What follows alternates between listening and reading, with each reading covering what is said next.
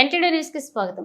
జగిత్యాల పట్టణంలో ఇందిరాభవన్ లో మాజీ ప్రధానమంత్రి దివంగత రాజీవ్ గాంధీ వర్ధంతి వేడుకలు ఘనంగా నిర్వహించారు. నిజామాబాద్ పార్లమెంట్ అభ్యర్థి తటిపర్తి జీవన్ రెడ్డి రాజీవ్ గాంధీ ఫోటోకి పూలమాలలు వేసి ఘనంగా నివాళులర్పించారు. ఈ సందర్భంగా మాట్లాడుతూ ఆధునిక భావాలు, నిర్ణయాత్మక శక్తి కలిగిన రాజీవ్ గాంధీ అత్యాధునిక సాంకేతిక పరిజ్ఞాన ప్రపంచంలో సుస్థిర స్థానం సంపాదించుకున్నారు. తన ప్రధాన ఆశయాలతో భారత ఐక్యతను పరిరక్షిస్తూనే ఉంటాయి. ఈ కార్యక్రమంలో పలువురు నాయకులు పాల్గొన్నారు. राजीव गांधी जब तक सूरज चांद रहेगा राजीव का नाम रहेगा जब तक सूरज चांद रहेगा राजीव का नाम रहेगा कांग्रेस వారు ప్రధానమంత్రిగా ఉన్ననాడే కేంద్ర ప్రభుత్వం ఆమోదంతో నిధిలో విశ్వ హిందూ పరిషత్ చేపట్టినటువంటి శిలాన్యాసానికి శంకుస్థాపన ఇక్కడ శ్రీరామ మందిర నిర్మాణానికి ఏదైతే శంకుస్థాపన చేయబడింది.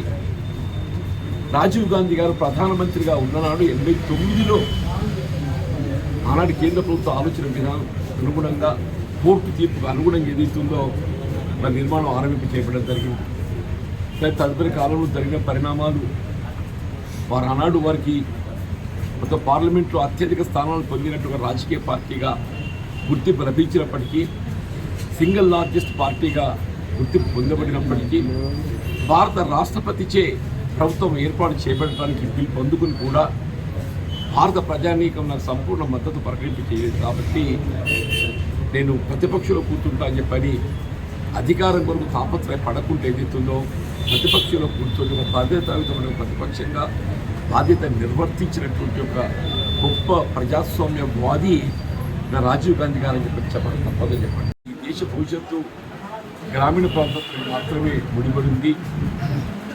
స్థానిక సంస్థలు బలోపేతం చేసుకోబడినప్పుడు మాత్రమే మన గ్రామీణ ప్రాంతం బలోపేతమయ్యే అవకాశం ఉంటుందనేటువంటి భావనతో 73-74 రాజ్యాంగ సవరణను ప్రతిపాదించటం, ఇలా రాజ్యాంగ సవరణకు అనుగుణంగా ఏదైతుందో కేవలం ఎన్నికల నిర్వహణకే పరిమితం కాకుండా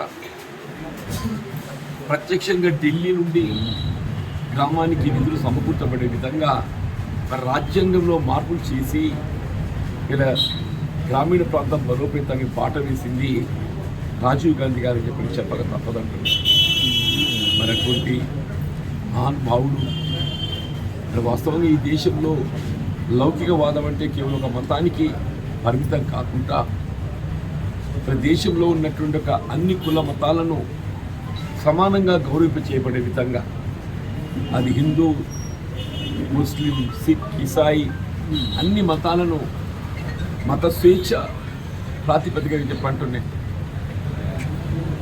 ఇవాళ కాంగ్రెస్ పార్టీ ఒక మతానికి పరిమితమైనటువంటి రాజకీయ పార్టీ కాకుండా ఏ విధంగా ముస్లిం, ఇస్లాం మతంలో మరి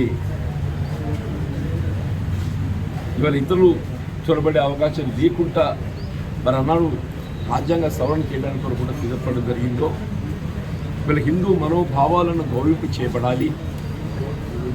ఇలా యావత్ హైందవ సమాజానికి ఆరాధ్య దైవమైనటువంటి యొక్క ఆ శ్రీరామచంద్ర ప్రభువు మనకు ఆదర్శమూర్తిగా నిలిచే విధంగా ఏదైతుందో ఆనాటి ఫైజాబాద్ కోర్టు తీర్పు అనుగుణంగా 1986లో ఇలా రామ మందిరం, అయోధ్య రామ మందిరం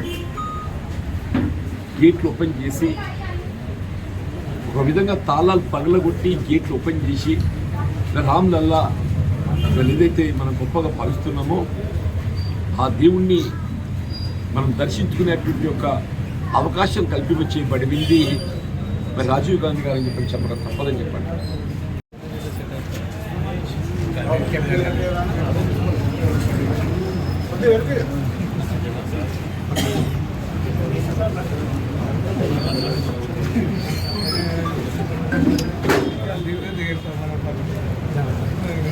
నేడు ప్రియతమ మాజీ ప్రధాని, ఆల్ ఇండియా కాంగ్రెస్ అధ్యక్షుడైన శ్రీ రాజీవ్ గాంధీ గారి వర్ధంతి సందర్భంగా మాన్యశ్రీ ఎమ్మెల్సీ జీవన నాయకత్వంలో ఇచ్చేసినటువంటి కాంగ్రెస్ కుటుంబ సభ్యులందరికీ, సోదరి మనందరూ కూడా పేరు పేరున నమస్కారాలు చెప్తూ మరి ఈ వర్ధంతి కార్యక్రమం ఇచ్చేసిన మీ అందరికీ ధన్యవాదాలు సమర్పిస్తూ రాజీవ్ గాంధీ స్మృతికి వారి మనశ్శాంతి కొరకు మనమంతా ఒక 2 నిమిషాలు మౌనం పాటించినందుకు